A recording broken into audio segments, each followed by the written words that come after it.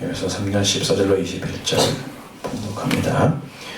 이러므로 내가 하늘과 땅에 있는 각 족속에게 이름을 지은 아버지 앞에 무릎을 꿇고 비나니 그의 영광의 풍성함을 따라 그의 성령으로 말미암아 너희 속사람을 능력으로 강건하게 하시오며 믿음으로 말미암아 그리스도께서 너희 마음에 계시게 하시옵고 너희가 사랑 가운데 뿌리가 바뀌고 터가 굳어져서 능히 모든 성도와 함께 지식에 넘치는 그리스도의 사랑을 알고 그 너비와 길이와 높이와 길이가 어떠함을 깨달아 하나님의 모든 충만하신 것으로 너희에게 충만하게 하시기를 구하노라. 우리 가운데서 역사하시는 능력대로 우리가 구하거나 생각하는 모든 것에 더 넘치도록 능히 하실 이에게 교회 안에서와 그리스도 예수 안에서 영광이 되도록 영원 무궁하기를 원하노라. 아멘. 아멘. 오늘은 바울의 기도와 기원에 대해서 말씀을 드리려고 합니다. 바울은 이제 기도를 많이 한 사람입니다. 기도의 정의는 이야기하려고 하는 건 아닙니다. 여러분들이 이제 기도의 그 내용이 어떤 것인지 알기를 원하는데 빌립보서 같은 데는 성경에 그런 기도가 잘 안 나오죠. 근데 이 에베소서는 두 번의 기도를 드리고 있어요. 참 특이한 서신입니다. 서신을 하면서 기도를 하고 있는 거예요. 그 내용 속에. 그럼 무엇 때문에 그런가? 그러니까 그것은 하나님과 그 성도들과의 관계 안에 어떠한 것이 그들에게 주어지기를 원하는가, 그것에 너무 간절한 소원이 있었습니다. 바울 안에는 그 성도를 사랑하는 그 마음의 소원이 너무 뜨겁게 일어나기 때문에 이것들을 전하기 위한 방법이 서신서에 정확하게 나올 수 없잖아요. 글을 적어보내면 변할 수가 없잖아요. 그러니까 그것을 통해서 그들에게 그걸 전해준 거예요. 근데 오늘 우리까지 이것이 오게 된 거 보면 이건 전적으로 하나님의 역사죠. 그래서 바울은 두 번의 기도를 드렸는데 먼저는 에베소 1장에서 16절 또 19절의 말씀 안에 끝에 보면 구하노라, 하시기로 구하노라, 이렇게 간절한 기도가 그 안에 들어 있습니다. 한번 보시죠. 내가 기도할 때에 기억하며 너희로 말미암아 감사하기를 그치지 아니하며 우리 주 예수 그리스도의 하나님 영광의 아버지께서 지혜와 계시의 영을 너희에게 주사 하나님을 알게 하시고 너희 마음의 눈을 밝히시어 그의 부르심의 소망이 무엇이며 성도 안에서 그 기업의 영광의 풍성함이 무엇이며 그의 힘의 위력으로 역사하심을 따라 믿는 우리에게 베푸신 능력의 지극히 크심이 어떠한 것을 너희로 알게 하시기를 구하노라. 자, 이 기도를 드렸습니다. 이것들이 바울의 기도는 에베소 교회 성도들을 얼마나 사랑하고 있는가, 또 그들을 감사하고 그들 때문에 감사하고 있는지 그걸 충분히 알 수 있습니다. 기도의 그 방향성, 기도는 무엇을 위해서 기도를 했느냐? 하나님을 알게 하기 위한 것과 성도들에게 하나님께 역사하심으로, 하나님께서 역사해 주심으로 주시는 것이 무엇인가를 알게 되기를 원했다는 거예요. 그래서 아버지, 우리 주 예수 그리스도의 하나님, 영광의 아버지, 이 영광의 아버지를 붙이는 걸 보면 굉장히 중요한 모습을 보여줍니다. 그것은 이 땅 위에 비교할 수 없는 그 큰 하나님의 영화로움, 영광스러운 것이 있어. 하나님 안에는 그 영광이 크시기 때문에 그가 가지고 있는 능력이 무한대한 것을 알 수 있습니다. 그래서 영광의 아버지께서 지혜와 계시의 영을 주셔서 하나님을 알게 하시기를 구하고 있는 것이죠. 우리 예수 그리스도의 하나님은 영광의 아버지시다. 그분은 그 영광을 가지고 뭘 하셨느냐? 혼자 누리신 게 아닙니다. 예수 그리스도를 죽은 자 가운데 살리시고 생명 가운데 살게 하시는 그 은혜를 베푸셨습니다. 영광 그래서 지혜와 계시의 영은 아버지께로 오는 영, 성령을 말하고 있는 것입니다. 지혜는 소피아죠. 말 그대로 소피아입니다. 그냥 소피아죠. 다른 단어로 해석하지 않습니다. 단어는 우리가 이제 세상의 어떤 것들, 바른 거, 도리나 이치 같은 것들을 바르게 깨닫는 그런 능력, 정신적인 능력이나 아니면 슬기나 지혜 그런 것을 이제 의미하고 있는데, 그 지혜란 말이 성령이 오시면 하나님과 우리의 관계, 그리고 우리가 하나님과 관계를 통해서 주신 생명의 관계, 그리고 이제 우리가 이제 하나님 안에서 이렇게 있는 모든 관계까지 다 오게 하시는데, 그 하나님께서 열어주십니다. 계시는 열어준다는 의미거든요. 덮개를 벗기다 그런 거니까 하나님께서 덮개를 벗기셔서 그 창조자 하나님 누군가, 그 어떤 분인가를 우리에게 보여주시기를 원하는데, 성령이 오시면 그걸 가르쳐 줍니다. 그러니까 그것을 위해서 기도해 준 거예요.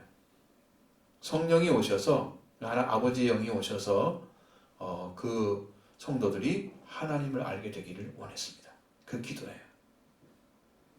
그러니까 여러분 잘 보아야 될 것은, 성령이 오시지 않는 사람이 하나님을 아는 거하고 성령을 받은 사람이 하나님을 안 거하고는 질이 달라요. 본질이 다른 거예요. 증명할 수가 없어요. 성령을 안 받은 사람들은. 제가 이제 설교를 준비할 때 성령의 역사가 없으면 준비하지 않습니다. 그러니까 제 설교가 계속 늦어지는 거예요. 뒤쪽으로. 왜냐하면 그 말씀이 여러분이 성경에서 바울이 정말로 하나님 안에서 알고 믿었던 것이 무엇인가를 찾아낼 때까지는 제가 그것을 제 임으로 기록하지 않습니다. 그 이해도 안 되지만 믿어지지도 않아요. 여러분 그걸 가지고 얘기한다고는 이론에 불과한 거예요. 이론에 불과한 것입니다. 성령님께서 오시면 분명하게 지혜 계시형이라고 그랬죠. 그 지혜 계시형을 통해서 하나님이 열려집니다. 하나님이 알아지는 거예요. 그러니까 억지로 하나님 알려고 하지 마세요. 억지로. 찾기는 찾으시되 지혜와 계시형을 받으셔서 알게 되기를 여러분도 구하시기 바랍니다. 성도들이 그렇게 자라야 된다는 거예요. 영적으로 하나님이 주신 그 지혜, 그 하나님이 주신 계시, 그 영을 받게 되면 하나님이 누군지를 정확하게 알게 되는 거예요. 그러니까 그 안에는 거짓 없는 경외심이 생기는 거예요. 진정으로 하나님을 두려워할 줄 아는 사람이 되는 거예요. 진정한 두려움. 내 하나님을 좀 존귀히 여겨야지 이렇게 인간적으로 계산하고 하는 게 아니고, 정말 하나님이 주신 것이기 때문에 하나님 안에 있는 그것이 너무나 크시고 완전하신 분인 걸 알기 때문에 그 안에서 우러나는 그 사랑, 그 안에서 나오는 그 엄청난 지혜, 그걸 다 알기 때문에 하나님을 진정으로 경외하는 심령이 생기는 거예요. 성령의 역사입니다. 그렇게 되기를 원합니다. 여러분도 그렇게 되기를 원합니다. 하나님이 계시를 주시는 거예요. 영이 오셔야. 우리가 하나님을 알 수 있는 자리에 있었던 것이 아닙니다. 몰랐는데 하나님의 영이 오셔서 하나님을 알게 하시는데, 하나님 아는 지식을 열어 보이시는 거예요. 하나님이 누구시고 어떤 분이시고 벗겨주시는 그 하나님의 뜻을 아는 지식에 에베소 성도들이 그것까지 이루기를 바울은 간절히 원했습니다. 그 다음에 지혜와 계시의 영을 주시면 뭘 하느냐? 성도들의 마음의 눈을 밝게 해주셔서 부르심의 소망이 무엇인지를 알게 해주시기를 구한 거죠. 성도들이, 이제 성도란 말이 작은 말이 아닙니다. 흰옷 입은 무리가 계시록 14장에 나오잖아요. 거기에 다 성도들이라고 나와 있습니다.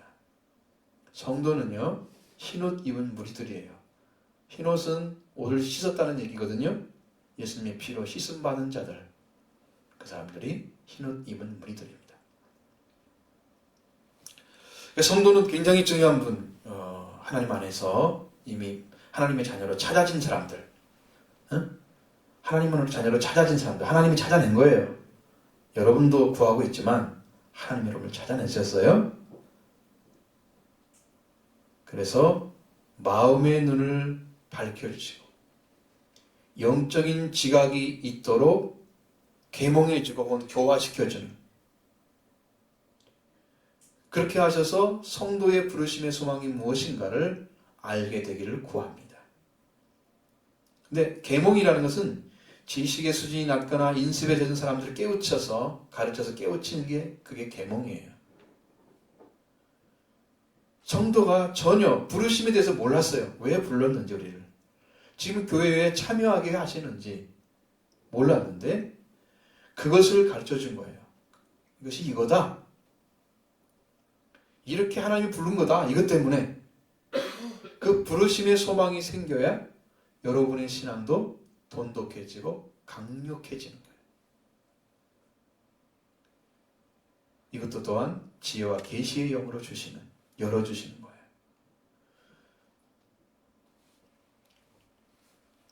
세 번째는 성도 안에서 그 기업의 풍성함이 무엇인가를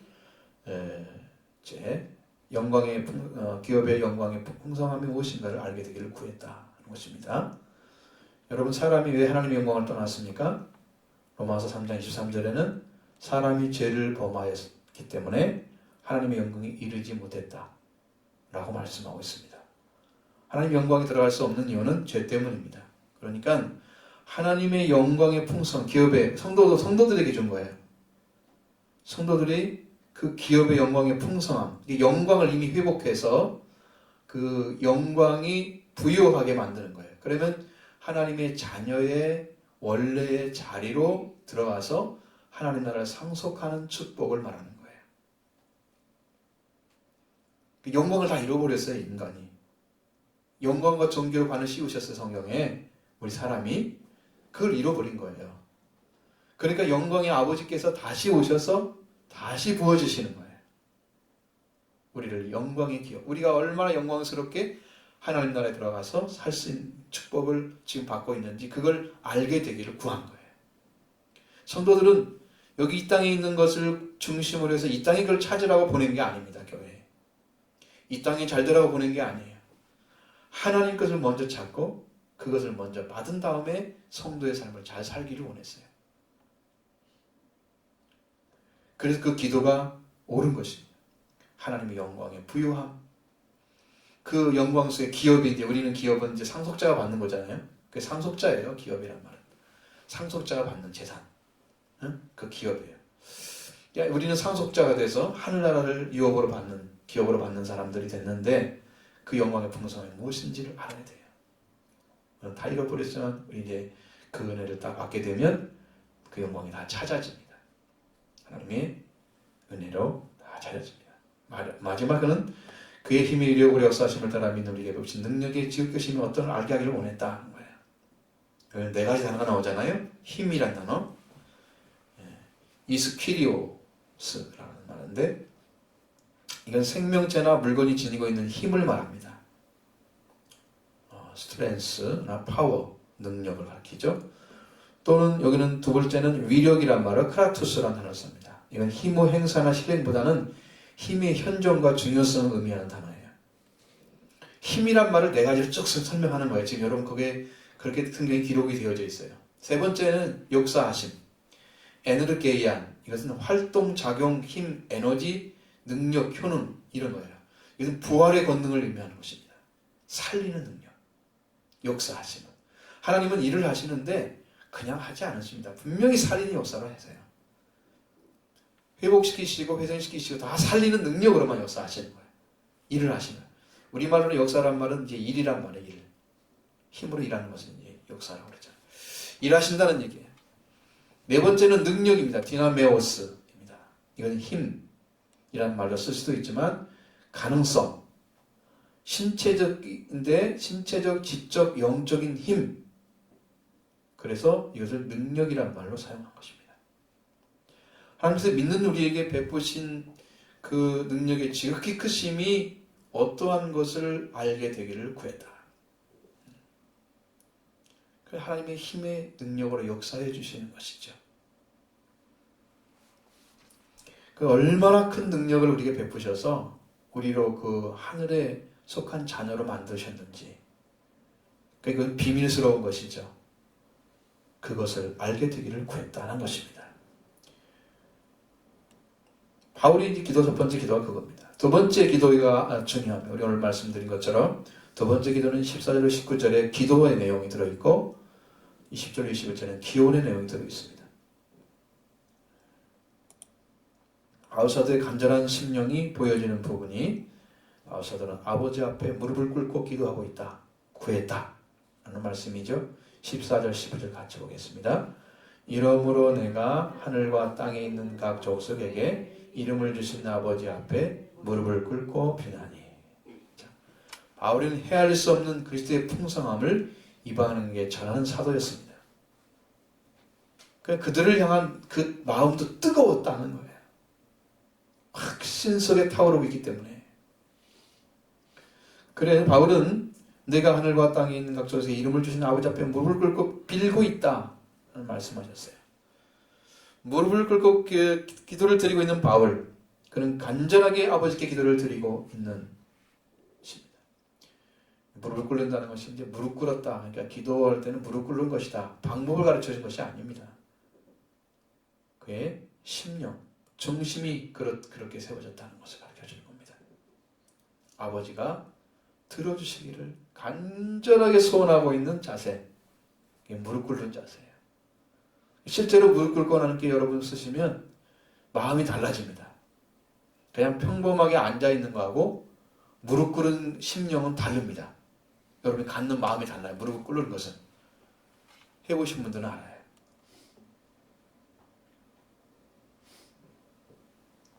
그 간절함은 얼마나 진실하고 정직하게 간절하게 드리는 그 중심에 어떤 자리에 서 있느냐, 그 태도에 달려있는 것입니다.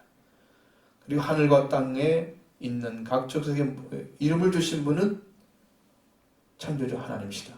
근데 여기에서 이름을 주셨다는 그 의미가 언어에는 수동형으로 되어 있어요. 족속에게가 아니고 족속에서. 그러니까 하늘과 땅에 있는 각 족속에게서 이름을 받으신 아버지 앞에 낀다고 그렇게 되어 있어요, 원어는. 근데 성경마다 이걸 다 찾아보니까 좀 애매하게, 여기는 is, named 이렇게 영어로는 전부 거의 다 통일되어 있습니다. 지정됐다는 어떤 그런 의미죠. 그것이 그러니까 하늘과 땅에 있는 각 족속에게서 이름을 받으신 아버지 앞에 무릎을 꿇고 기도했다라는 얘기예요. 하늘과 땅에 있는 각 족속, 그 이름을 받으신 아버지는 하나님의 이름을 뭐라고 받으셨을까요? 여기는 안 나와 있습니다. 분명히 그 구원받은 자들은 하나님을 알고 있습니다. 어떤 분인가를. 아버지가 어떤 분인가를. 여러분이 부르는 보통 이름들이 다 거기 이름이에요. 하나님은 창조자라, 창조주, 창조자 또는 창조주라고 하잖아요. 그렇죠? 그래서 우리 하나님을 또 아버지라 부르잖아요. 다 이름이에요, 그것이. 아버지 이렇게 부르면 육신의 아버지도 아버지 이렇게 들리죠. 그러나 우리가 아버지가 없는데 아버지 부르면 그건 하나님을 지칭하는 방식이에요. 근데 하늘과 땅에 있는 각 족속이 누굴까? 이것 사람들이 누굴까? 그런데 그것은 여러 사람들이 다 다르게 얘기하고 있습니다. 저는 그 사람들을 따라가지 않습니다. 어떤 랍비들은 후대 시대에서 하늘에 있는 족속은 천사들이고 땅에 있는 족속은 믿는 자들이다, 이렇게 얘기하고 있는데 그렇게 생각하면 안 돼요. 왜냐하면 족속이라는 존재는 영이라는 의미가 아니에요. 각 족속은 말 그대로 각 족속이에요. 그러니까 이 땅에서 구원받은 이방인과 유대인과 이방인, 하늘에 있는 자들, 또 땅에서 지금 믿고 있는 이방인과 유대인들 다 포함해서 각 족속에 온 인류를 지칭하는 의미예요. 그리고 바울은 그들이 속사람을 능력으로 강건하게 하기를 기도하고 있습니다. 이 문제가 아주 중요합니다. 16절 같이 봅니다. 그의 영광의 풍성함을 따라 그의 성령으로 말미암아 너희 속사람을 능력으로 강건하게 하시오며. 자, 하나님은 영광의 부유함을 가지고 계신다는 거예요. 영광의 풍성함이라 그랬죠? 풍성함이란 말 자체는 부유함을 말하는 것입니다. 하나님의 영광의 부유함은 그의 성령을 통해서 오십니다. 누구한테 주느냐? 사람에게 접촉해서 주시는 거예요. 속사람이란 뭐냐면은 하나님의 성령이 접촉하는 사람이 속사람이에요. 여러분, 겉사람은 성령의 접촉이 없는 거예요. 육신으로 접속할 수는 없어요. 하나님을 믿지 않고 성령이 오셔서 이렇게 우리한테 영이 접촉할 수 없어요. 그러니까 성령은 거룩한 영이기 때문에 죄가 없는 자에게 오시는 거예요. 또 죄를 용서받게 하기 위해서 역사하시는 때가 있어요. 그 외에는 성령 역사가 아닙니다. 그러니까 인간은 하나님의 영과 관계 맺으려고 하면 예수 그리스도가 필요하고 말씀이 필요해요. 그래야 말씀 가지고 성령께서 오시고 또 그건 예수 그리스도를 통해서 예수님이 주십니다. 아버지도 주시죠. 아버지와 아들의 영이기 때문에 그래서 그렇게 받는 거예요. 그 외에는 악령의 역사라고 볼 수 있어요. 사람은 영을 받는데 신내림 받으면 그게 악령이에요. 하나님은 아닙니다. 그럼 속사람이 뭐냐? 그러면 인간의 영 혹은 마음, 이성과 의지가 활동하는 인격을 가리키는 이 세 가지 정도를 이야기할 수 있습니다. 속사람이라는 존재가. 사람의 영이 죽었습니다. 사람의 영이 죽었기 때문에 하나님의 영광으로 부활하신 그리스도와 같이 그리스도를 믿는 자들에게 성령께서 오셔서 살리는 일을 행하고 계시는 거예요. 영광의 아버지께서 오시는 거예요. 여러분, 아버지께서 아버지 하나님의 영광의 부유함은 죽은 자를 살리며 생명 가운데 살게 하신다. 로마서 6장 3절로 4절에 보면 거기에 잘 나와 있습니다. 자, 무릇 그리스도 예수와 합하여 세례를 받은 우리는 그의 죽으심과 합하여 세례를 받은 줄로 알지 못하느냐. 그러므로 우리가 그의 죽으심과 합하여 세례를 받음으로 그와 함께 장사되었나니 이는 아버지의 영광으로 말미암아 그리스도를 죽은 자 가운데 살리심과 같이 우리로 또한 생명 가운데서 행하게 하려 함이라. 전에 하나님의 영광은 풍성하다 그랬죠. 부유하다 그랬죠. 그 풍성한 영광이 임하게 되면 예수님을 죽은 자 가운데 살리는 능력을 베푸셨어요. 그 영광으로. 그래서 다시 영광이 들어가게 하는 거예요. 영광으로 영광에 들어가게 하는 것입니다. 그렇게 해서 그것처럼 우리도 또한 새 생명 가운데서 행하게 하는 능력을 베푸시는 거예요. 하나님의 영광이 그렇게 되어 있습니다. 하나님의 영광은 하나님의 능력과 권세와 직결되어 있어요. 그의 높으심과 크심, 영화로우심, 그 명예, 그 가지고 있는 그 영적 권위, 그 모든 것들은 죽음이 없어요. 죽은 자를 살리는 능력이 있어요. 그 영광이 우리한테 오게 되면 우리가 다 살아나요. 부유함이, 영적 부유함이 와요. 그 하나님의 성령께서 하나님의 영광을 가지고 사람에게 오시는데 우리한테 오셔서 그 영광을 다시 입혀주십니다. 우리가 속죄함 받고 거룩한 자녀 관계 들어온 사람에게 성령께서 하나님의 영광의 부유함을 가지고 오셔서 우리의 속사람을 그의 능력으로 강하게 하는 거예요. 강하게 만들어주시는 거예요. 강건하게 한다는 말은 강하게 하신다는 의미예요. 그래서 하나님의 자녀의 영광이 다시 회복되는 사람 되는 것입니다. 얼마나 간절하고 깊이 들어간지 몰라요. 바울의 그 영적 속성이. 우리가 만물의 주인의 영광을 다시 찾아주시는 그 영광의 회복이 성령을 통해서 이루어지십니다. 아버지 영광이 다시 들어오는 거예요. 예수님을 통해서 구원받은 자들에게. 하나님의 그 은혜, 다시 찾아진 영광을 갖게 되기를 바울은 간절하게 기도하고 있는 거예요. 이건 너무 놀라운 은혜입니다. 상상할 수 없는 은혜입니다. 여러분들이 축복에 참여하기를 바랍니다. 잘 이해를 못 하시겠으면 좀 물어보십시오. 그게 무슨 말인지 도대체.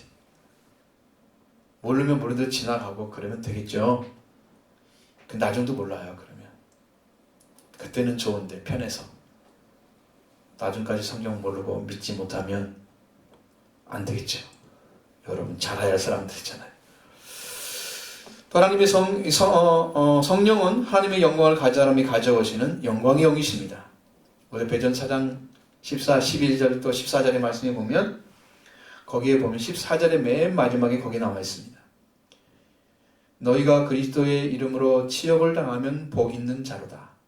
영광의 영 곧 하나님의 영이 너희에 계십니다. 성령은요 영광의 영입니다. 그러니까 하나님의 영광을 그대로 가지고 오셔서 우리의 영광을 다시 입혀주시는 영입니다. 여러분 그러면 하나님의 자녀 되는 것입니다. 영광스러운 그 만물의 주인으로 회복되는 거예요. 그것을 아브라함이 얻었고 다윗이 얻었습니다. 예수 그리스도에서 이 땅에 오셔서 이루셨습니다. 여러분들이 다 얻게 되기를 바랍니다. 그 은혜를 다시 입혀주기를 원합니다. 하나님께서. 영광 속에 들어가십시오. 그 기도를 바울이 지금 드리고 있는 거예요. 간곡하게 드리고 있는 거예요.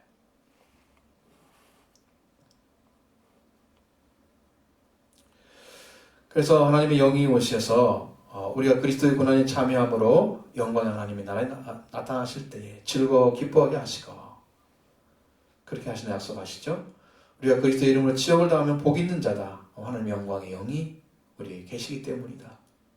하나님의 영광, 성령은 하나님의 영광의 영이십니다. 성령께서 하나님의 사랑을 우리에게 부어주시고 우리 하나님의 영광을 우리에게 부어주셔서 그 능력으로 우리가 잃어버렸던 그 영적인 권위를 다 잡게 하시고 하나님의 지혜를 다 얻게 하십니다. 회복해 주시는 거예요. 성령 외에는 여러분들이 하나님을 알 수가 없어요. 성령이 오셔서 가르쳐 줍니다. 성령 받을 이유가 한두 가지가 아니에요. 오늘도 그런 음성 듣기로 원하는데 저한테 또 전화가 왔습니다. 집사님 얘기를 잠깐 들었습니다.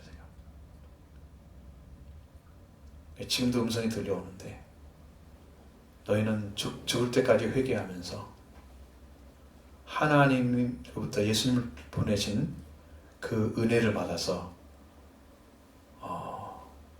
하나님이 이제 우리에게 주신 그 은혜는 형제 관계를 회복하게 하는 건데 네가 형제의 마음을 찾고 나에게 와라 그러셨습니다.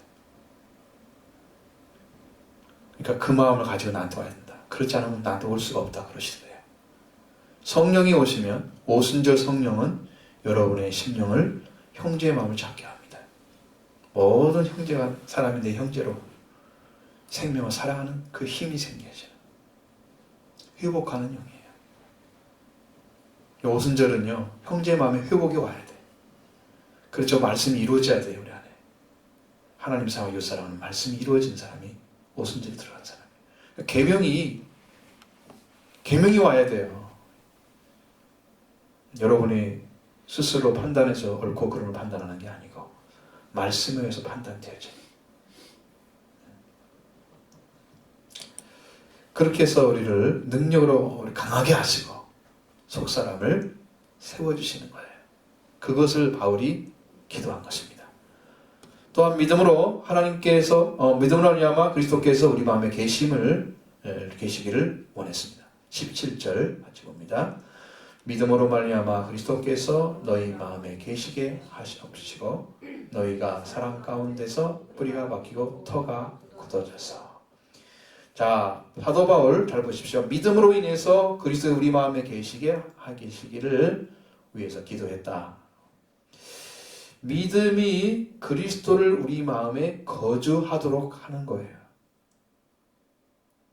구원은요, 믿는 자에게 주시는 것입니다.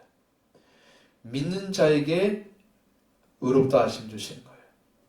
믿는 자에게 주님이 들어오시는 거예요. 믿음이 그래서 중요해요. 믿음. 그 믿음으로 그리스도를 영접한 역사가 일어납니다. 믿음으로 이루어지는 것입니다. 그 믿음을 갖게 되면 그때부터 예수 그리스도가 내 안에 계시는 것, 이걸 성경적으로 신학적인 의미로 내주하신다 이렇게 말합니다. 그리스도께서 오셔서 사시는 걸 내주라고 그래요. 그러니까 믿음은 그리스도가 우리 안에 계시도록 하는 통로고, 그리고 머물도록 하는 신뢰이고 의지입니다. 우리가 의지하는 거죠. 우리가 구원을 얻으려면 그리스도를 믿는 것이고, 그리스도를 믿을 때 그가 오셔서 그 우리의 은혜를 다 베푸시는데, 성령의 은혜, 하나님 아버지가 부르는 부활의 은혜 다 입혀주시고 우리를 그때부터 예수님께서 형제라 부르시는 자리에 세우셔요. 그래서 성령이 오셔서 성전 삼고 계십니다. 삼위일체 하나님 다 오십니다. 믿음으로 그리스도를 영접한 분은 그때부터 그리스도와의 관계가, 교제가 시작되는 거예요. 그리스도의 교제가 시작되어져야 그때부터 사랑 가운데 뿌리가 박히고 터가 굳어지는 일이 가는 거예요. 이게 믿음으로 그리스도가 계셔서 우리 안에 계시면 그때부터 신앙생활이 진짜다. 그때부터 일어나는 거예요. 이 역사는. 이 복음을 들을 분들이 다 안 나와서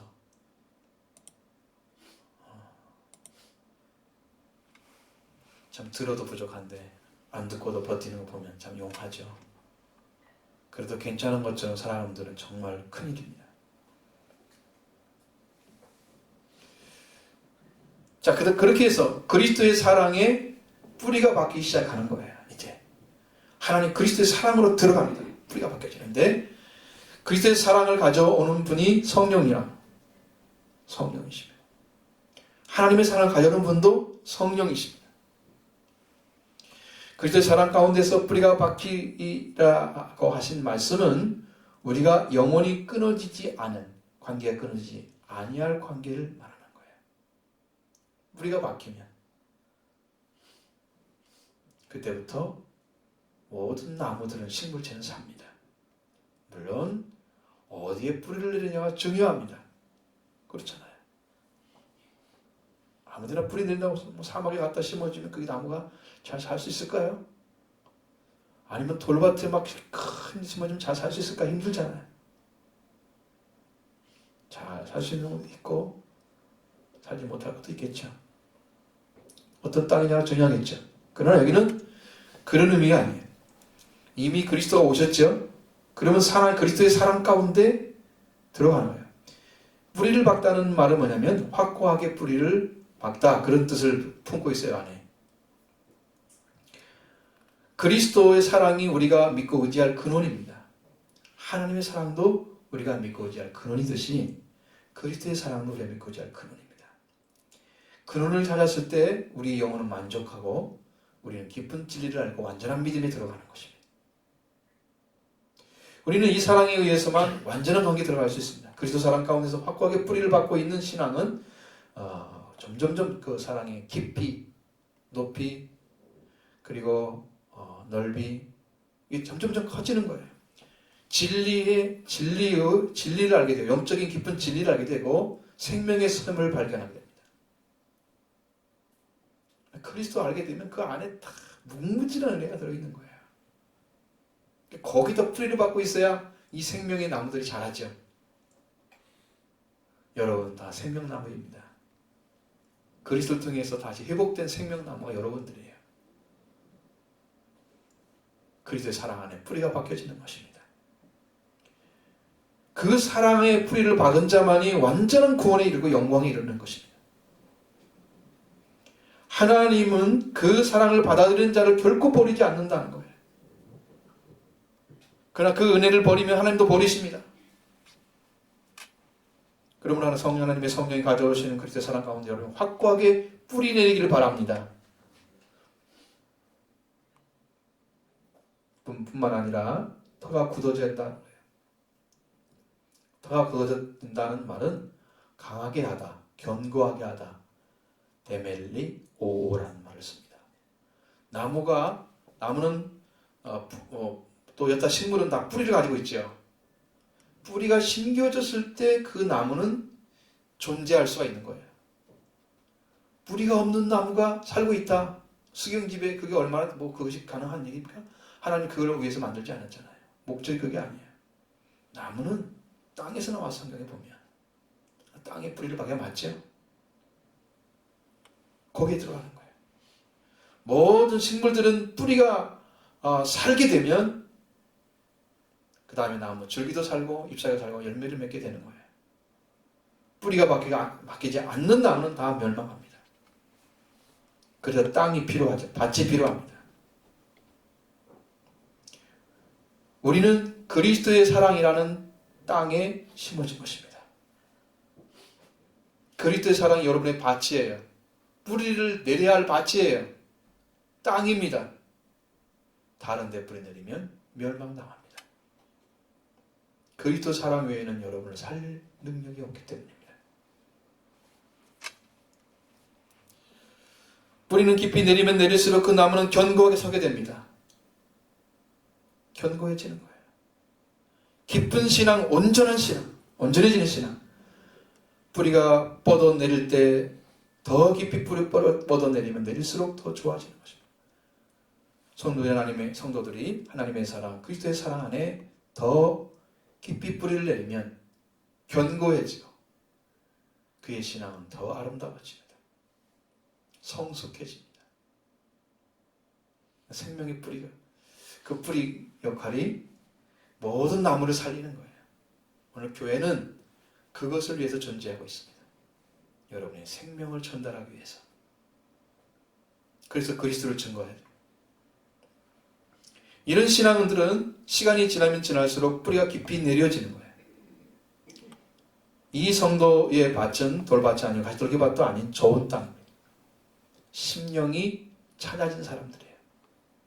그리스도의 심령이 찾아진 사람들, 형제의 마음이 찾아진 사람들.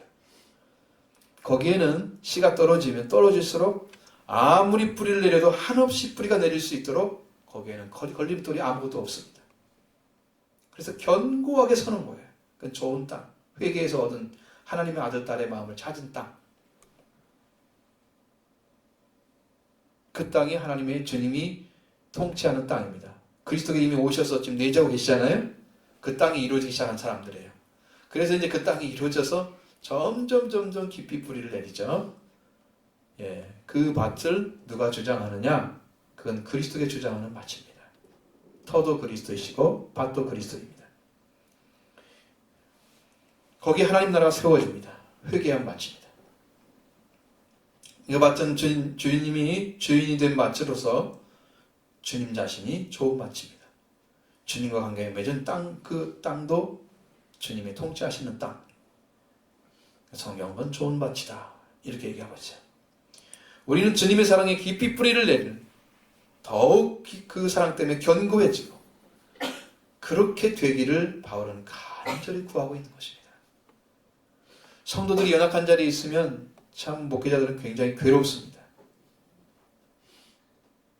바울은 얼마나 깊은 사랑을 가지고 에베소 교회를 바라봤는지 아시겠죠? 그러면서 바울은 지식에 넘치는 그리스도를 알게 되기를 구했습니다. 18절 말씀 봅니다. 능히 모든 성도와 함께 지식에 넘치는 그리스도의 사랑을 알고.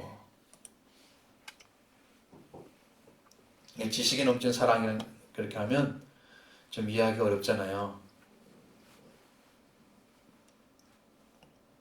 지식이라는 말은 여기서는 지성 혹은 이해력을 말하고 있습니다. 그래서 이해력, 사람이 가지고 있는 이해력을 넘친다는 말은 뛰어넘는다는 의미예요. 그래서 이해력을 뛰어넘는 사랑. 자, 사람이 이해할 수 있는 그 부분을 뛰어넘는 사랑을 말하는 거예요. 여러분이 이 정도면 사랑이다 이렇게 느껴지는 부분이 있잖아요. 그것을 뛰어넘는 사랑이 그리스도 안에 있어요. 사람이 측정할 수 없는 거예요. 하나님 그리스도의 사랑은. 우리의 이해력을 뛰어넘는 사랑을 알게 되기를 원합니다. 우리가 가지고 생각할 수 있는 정도의 사랑이라면 누구나 알 수 있고 할 수 있는 사랑이에요. 그러나 그리스도의 사랑은 사람이 측정할 수 없는 깊이를 가진 사랑입니다. 그 사랑이 어디까지 있느냐? 그 넓이가 어디까지냐? 여러분, 그리스도는 자기 제자들만 사랑할 뿐 아니라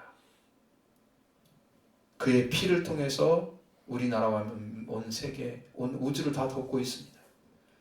그리스도를 믿게 되면 그 어느 곳에 존재할지라도 그는 죄사함을 받습니다. 죄를 다 덮어주세요. 그리스도께서. 그렇게 큰 사랑을 가지고 계시는 거예요. 또 여러분이 그리스도를 믿게 되면 사람들을 바라보면서 원망불평하는 게 아니라 위에서 기도해주고 덮어줍니다. 걱정하는 것은요, 그의 마음을, 그를 사랑하기 때문에 걱정하는 거예요. 걱정도 않는 사람들은 사랑도 않는 거예요. 관심도 없는 것입니다. 어떻게 되든지 뭐 지가 알아서 되겠지. 어떻게 되겠지. 이렇게 내방쳐드는 큰 사랑이 아니에요. 근심하는 거 있어요.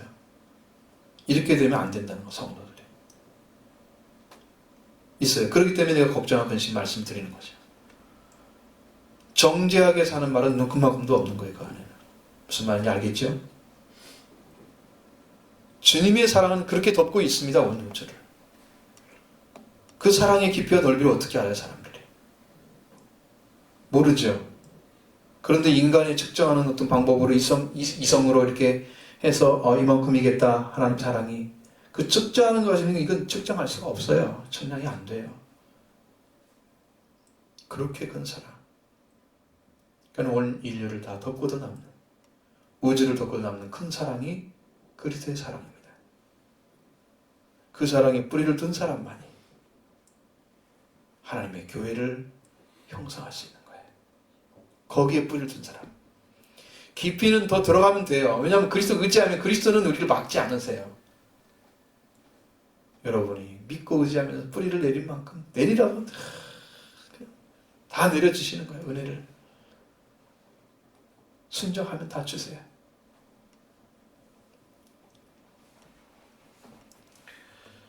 그래서 능히 모든 성도와 함께 그 지식에 넘친 사랑을 알고 이렇게 말씀하신 거예요. 이 예력을 뛰어넘는 사랑을 알기를 원했습니다. 능히 모든 성도와 함께 인간의 예력을 뛰어넘는 사랑을 알기를 위해서 기도한 것입니다.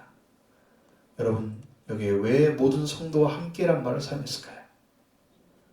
여기에 초점이 맞았다는 걸 아시기 바랍니다. 능이란 말은요, 충분히 할 수 있다는 의미예요. 어떻게 하느냐? 누가 하느냐? 그것을 모든 성도와 함께 충분히 할 수 있다. 어떻게 하느냐?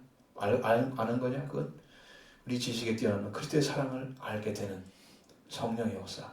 그리고 사랑의 뿌리를 둔 내주. 그리스도 내주하심으로도 그 뿌리를 두고 그 뿌리가 점점 깊어져서 강하게 견고하게 세웠죠. 그래서 인간의 예를 뛰어넘는 그리스도 사랑이 누구와 함께하기 원하느냐? 모든 성도와 함께 알게 되기를 원했다. 이것이 중요한 말입니다. 여기에 말씀하래요.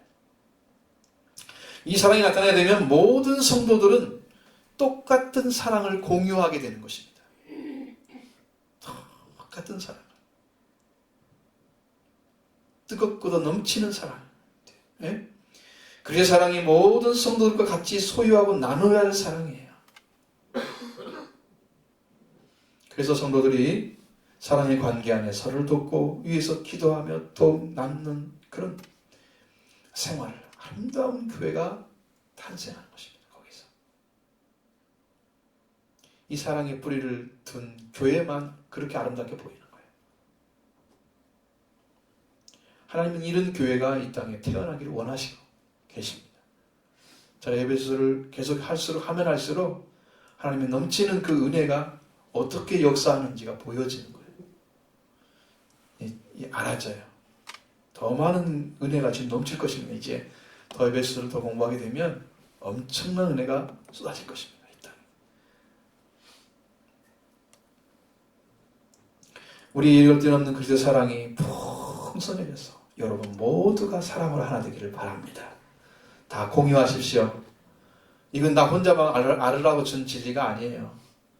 다 같이 나누라고 준 거란 말이에요. 우리 다 형제잖아요. 영적으로. 다 성씨는 다를 수 있지만 다 형제잖아요. 하늘나라 가면요, 아브라함 보고 형님 잘 계셨어요 이렇게 할 거예요. 저는 그렇게 오래된 분한테 형님이라고 하면 이상하잖아요. 할아버지 그럴 것 같으죠. 형제입니다. 형제. 가면 이 땅에만 시간적 공간 차이가 있는 거예요. 천국은 시간이 없기 때문에 지금도 현재고 그때도 현재예요. 아시죠? 영원한 현재만 존재하는 것입니다. 미래가 있는 것도 아니고 과거가 있는 게 아니에요. 인간을 지금 하고 있는, 태양이 돌고 있는 이 세계에 살고 있는 사람은 이게 지금 과거, 현재, 미래가 있는 거예요.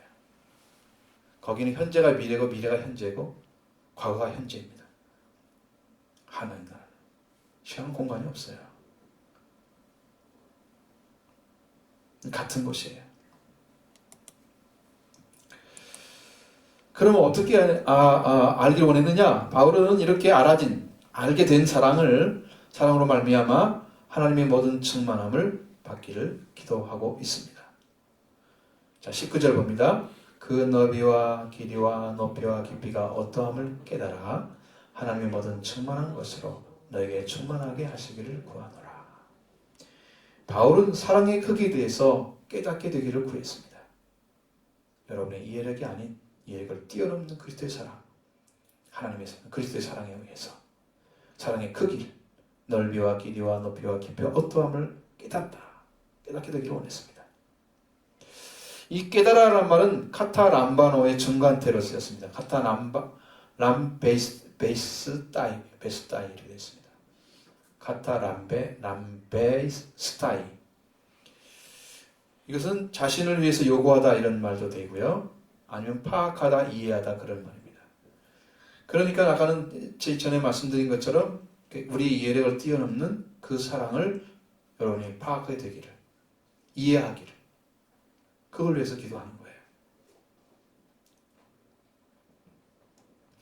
그래서 입체적으로 나오잖아요.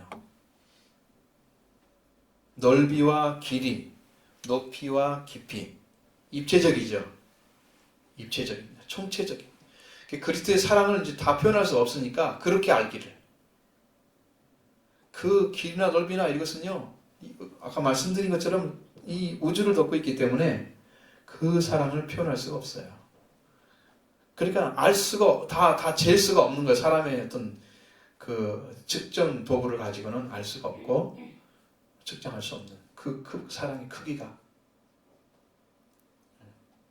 지구는 한 바퀴 돌아도 참 굉장히 큰 건데, 지구는 우주에서 보면 티끌 같은 존재인데 그 우주를 다 덮고 있는, 상상도 못할 그 사랑의 크기가 그리스도의 안에 있는 사랑입니다. 그래서 그 깊이의 어떠함을 이해해서 이제 총체적인 그 사랑을 이해해서 하나님의 모든 충만한 것으로 너에게 충만하기를 원하노라, 구하노라 이라고 기도합니다. 사랑으로 가득 채워진 성도가 되기를 위해서 기도한 것이죠. 그리고 하나님으로 채워진 교회가 되기를 원했습니다. 하나님은 그리스도와 함께 일하시고 그리스도의 몸을 세우시고 그리스도의 몸에 채우시는 역사를 하십니다. 하나님의 충만한 것으로 충만하되기를 되는 그 교회, 곧 성도들이 이렇게 하나님의 모든 충만한 것으로 충만하게 하기를 기도했다는 거예요. 사람이 원래 하나님의 사랑 가운데 지음받았기 때문에 그 사랑이 오면 우리가 그 사랑을 압니다. 받아들입니다.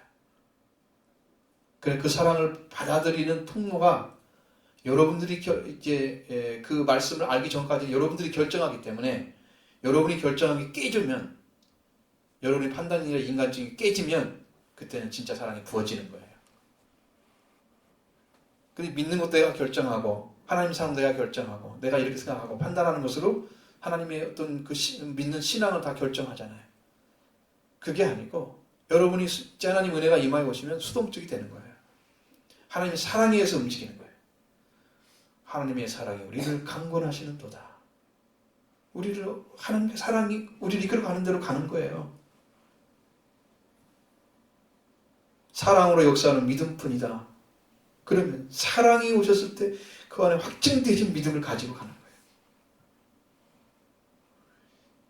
지금까지 여러분이 주장했던 것들은 그게 의식적인 믿음이었어요. 계시의 믿음이 아니었어요. 하나님 열어준 믿음이 아니에요. 그러니까 알지 못하고 믿는 거죠. 내가 이렇게 생각하고 내가 판단하고 이게 맞다 이렇게 결정하고 믿는 거예요. 그건 여러분의 믿음이에요. 그건 구원받는 믿음이 아닙니다. 그리스도가 오시지 않았어요. 그 안에. 그러니까 구원받지 못했으니까 하나님 잘 모르죠. 신앙이 성경적으로 신앙의 열정을 어떻게 품어야 되는가 잘 모르잖아요. 교회 열정 품고 막 하는 거. 근데 이제 진짜 열정을 찾기 전에 사람들이 하나님을 좀 알듯하고 믿음도 좀 알듯하고 성경 좀 깨달아지고 이렇게 하면은 교회를 불나게 드나들어요. 내가 봤을 때는. 근데 우리 교회는 아직 그런 것도 못 봤어요. 불나게 좀 드나들어요. 정말 막 말씀을 찾기를 원하고 그러니까 기도하고 찬송하고 막 계속 그러는 거예요. 우리 교회는 너무 조용한 교회라. 저는 그렇게 평가하지 않는데 여러분이 그렇게 살아주니까 저는 열심히 하기 원합니다. 정말 교회가 불러들어 왔다 갔다 하셔야 돼요. 기도하고 찬양하고 여기서 같이 교제하고 나눔이 있고 사랑이 있는 그런 교회로 이렇게 문턱이 달아져야 정말 일이 벌어지는 거예요. 근데 그 사랑이 지금 역사하지 않는 거죠. 여러분 이게 지금 믿음이 아니라는 거 아시겠죠? 믿음을 들어가면 그렇게 하는 사람입니다. 열정이 잦아지는 거예요. 그렇게 되기를 원합니다. 그래서 교회를 3번 이상 오기 그렇게 해놨잖아요. 3번도 안 오시고 한 번만 딱 오시면 어떡해. 썬데이 크리스천.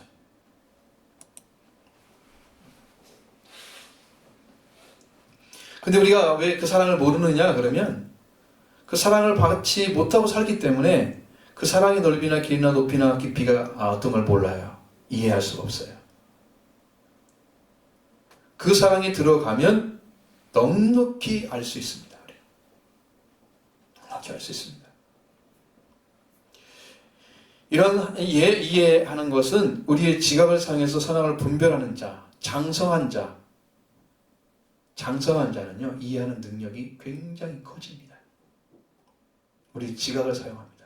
지각이 개발돼요. 그래서 그 영적인 것들도 주시면 영적인 것도 이해가 되는 거예요. 사실은 성경을 우리의 언어는 표면적인 언어예요.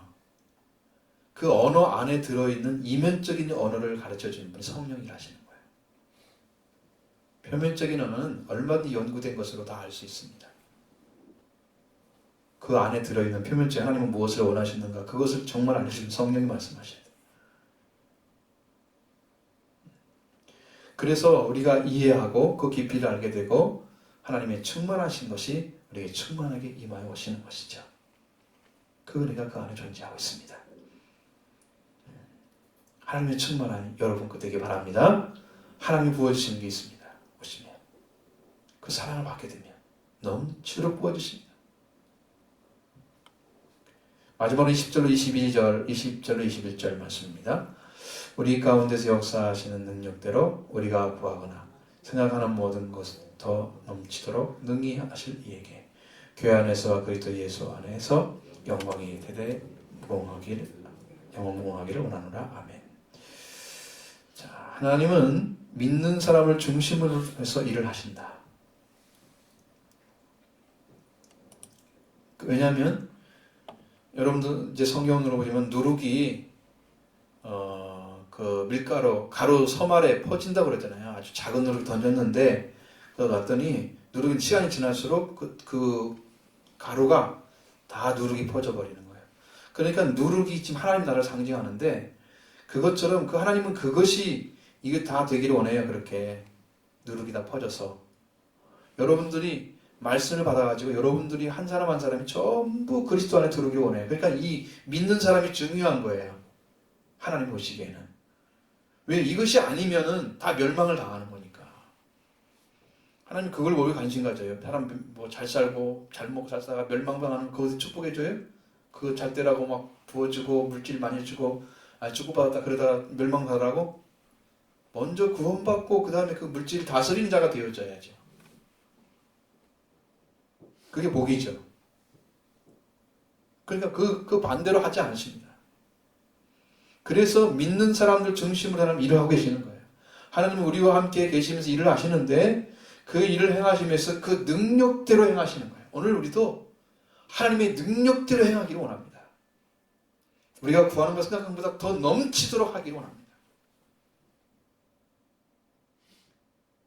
하나님의 능력대로 행하심으로 우리로 하여금 하나님의 크신 역사가 행하시는데 우리는 동역자가 되기를 원합니다. 그렇게 쓰임받고 있다면 정말 복을 받은 사람이에요.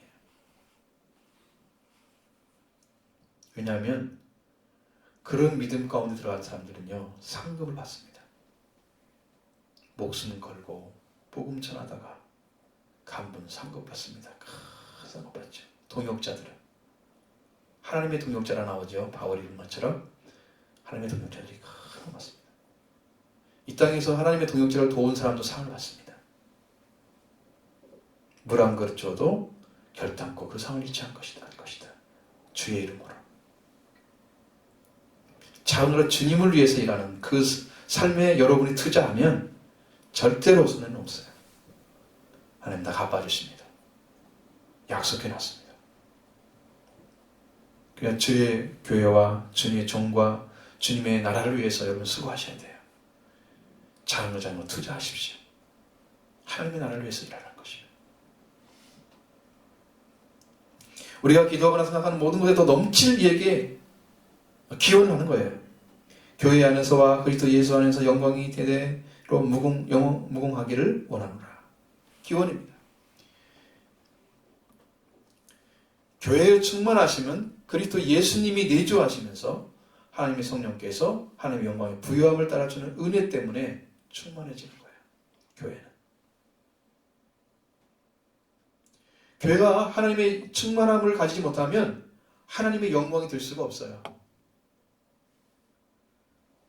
교회 안에서와 그리스도 예수 안에서 나오죠? 교회가 그래서 중요합니다. 교회는 그리스도 예수 안에서 부으신 하나님의 충만함이 넘치는 곳입니다. 여러분이 교회를 사랑할 이유가 그거예요. 그 넘치는 곳을 받기를 원하셔야죠, 여러분들도. 그렇게 믿으시기 바랍니다. 받기를 원하시기 바랍니다. 교회가 바로 그거예요. 교회는 그리스도 예수님과 함께 하나님께 영원토록 영광을 돌려드리는 대상이에요. 하나님이 교회 외에는 다른 것을 세우지 않으셨어요. 성경에 보면. 예수님도 교회를 세웠잖아요. 초대교회가 세워졌잖아요. 예루살렘에. 하나님 교회를 세운 거에 다른 여러 가지 기관들을 세운 게 목적이 아니에요. 그것은 부수적인 것이에요. 교회가 목적이에요. 하나님의 목적. 성경대로 말씀드리면 그래요. 오늘날 중요성은 다 있지만 왜냐하면 목회자들이 가서 사역을 하니까 중요성 다 있잖아요. 그런데 불구하고 그래도 교회가 중심이다. 여러분 그것은 알고 있어야 돼요. 기본적으로. 하나님의 큰 은혜를 우리는 다 감사드릴 수가 없습니다. 하나님께 가신 그 큰 능력으로 성도를 위해서 행하시며 사랑을 나타내신 말로 다 할 수가 없는 거예요. 하나님은 우리를 지으신 분이십니다. 우리의 부모이십니다. 영육간에 다 부모예요. 흙으로 사람을 창조하시고 만드시고 코에 생기를 불어주신 분 영육간에 다 우리를 만드신 분이 하나님이십니다. 하나님은 우리를 지으신 분뿐 아니라 우리를 다시 나게 하신 분이십니다. 죽은 영과 몸을 다시 살리셔서 영원토록 살게 하신 분이십니다. 우리의 독생자를 보내신 분이십니다. 우리의 독생자 주심이 하나님의 사랑입니다. 이 사랑을 받은 자들이 하나님의 사랑 그리스도 예수 안에서 나타내시고 할 때 감사하지 않을 수가 없는데 이게 이렇게 하나님께 영원토록 영광을 올릴 수 있는 기관이 교회예요. 그건 교회는 그리스도 예수 안에서 부으신 하나님의 충만함을 받음으로써 하나님의 자녀들이 거룩하고 그리고 아름다운 모습으로 자라기 때문입니다. 모두가 그런 자람이 있어야 돼요. 교회 안에서. 교회는 하나님의 사랑으로 가득 채워진 능력을 가져야 합니다. 교회가 세상 것으로 채워지고 세상에 그냥 여러 가지 유흥에 같이 휩쓸려가면서 교회다운 모습이 전혀 없는 그런 것 성경이 말하고 있는 게 아니에요. 우리 교회는 너무 단조로운 느낌이 있어요. 그걸 다 빼버리니까 진짜 할 일이 별로 없잖아요. 그 찬양 많이 하십시오. 그래도 제가 옛날에는 찬미 1500, 2000, 2500 그거 다 했어요. 여기서 찬양하지 못하라는 법이 없어요. 저는 그거 하는 사람은 너 그런 찬양에 그거 한 번도 그런 얘기한 적이 없어요. 찬송가 하는 것도 전혀 막은 적이 한 번도 없어요. 저는 그렇게 앞뒤가 막힌 사람이 아니에요. 어떤 게 귀한 건 알아요. 그래도 열심히 해서 찬송하시고 하나님이 부어주신 은혜를 여러분 날마다 감사하기 바랍니다. 교회는 그렇게 채워져서 하나님의 성도들이 자라고, 교회는 하나님의 사람 가득 채워진 능력을 가져야 되고, 그래서 그 교회에 수업된 그런 성도들은 넘치는 은혜를 경험하도록 그렇게 되어 있어요. 원리가 그렇습니다. 그런 은혜를 경험하는 일이 충실하지 못하기 때문에 받지 못하는 거예요. 경험하는 일을 여러분들이 이제 사모하시기 바랍니다. 우리가 정실히 기도하며 은혜를 사모하면서 열정적으로 밤낮으로 기도하고 은혜를 구하면 우리에게 넘치는 은혜를 경험하게 해주실 것입니다. 은혜를 경험한 성도를 위해서 교회는 부흥하고 성장합니다. 이런 은혜에 부유함을 받으시길 바랍니다. 열정적인 기도를 회복하십시오. 이건 남의 일이 아니라 내가 담당한 일임을 기억하십시오. 나의 직분을 잃어버리지 마시고 내가 받아야 할 상급을 잃는 일이 없도록 하시기를 바랍니다. 바울은 온전히 성도를 위해서 기도했습니다. 하나님만을 성도들에게 주신 하나님의 전적인 은혜, 그리고 교회가 그리스도를 믿는 성도들이 어떻게 하나님께 나가기를, 어떠한 방식으로 하나님의 은혜를 경험하고 그리고 세워지고 그리스도의 사랑의 뿌리를 받고 세워지는지 그걸 전부 알기 원했습니다. 여러분, 그것이 안다는 것은요, 믿음을 뛰어넘는 거예요. 믿음은 그것을 믿어드리는 게 믿음이잖아요, 1차적인 것은. 근데 안다는 것은 믿은 다음에 완전하게 열어진 것을 말하는 거예요. 계시를 말하는 거예요. 그것은 알아지겠다는 것은. 여기는 알고란 말을 사용했어요. 믿으란 말을 사용하지 않았어요. 여러분이 다 열려지길 바랍니다. 그것도 바울의 기도입니다. 저도 그렇게 기도하겠습니다. 여러분, 그런 기도를 통해서 저 기도 성도들이 이제 우리 스스로도 기도하고, 그래서 이제 부흥과 성장이 이루어지는 그 인도하심, 그걸 여러분이 지금 하나님께 주시는 것입니다. 그렇게 기도하시고 여러분들께 성장해 주시기 바랍니다. 최선을 다해서 기도에 임하시기 바랍니다. 그게 하나님의 명령입니다.